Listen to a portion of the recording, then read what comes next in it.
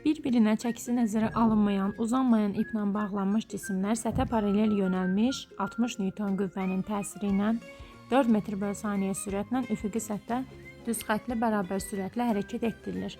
İp qırılarsa, ikinci cisim dayanana kimi nə qədər yol gedər? Sürtünmə əmsalları bərabərdir. Deməli, sürtünmə qüvvəsinin üfüqi müstəvidə düsturu μN. O da bərabər μmJ'dir. Hərəkətin əksinə yönəlir. Başlanğıcda bərabər sürətlə hərəkətdir. Deməli, əvəzləyici qüvvə 0-a bərabərdir. Odur ki, bu iki sürtünmə qüvvəsinin cəmi 60-a bərabərdir. Buradan μJ'nin 4 olduğunu tapırıq. İpi qıraq. İpi qırdıqdan sonra ikinci cisim yalnızca tormoz yolu gedəcək, ən sonda dayanacaq. S tormoz bərabər V0-ın kvadratı bölünsün 2A, o da bərabər V0-ın kvadratı bölünsün 2 μJ. V0 məlumdur 4. μJ'ni də tapmışam, o da 4.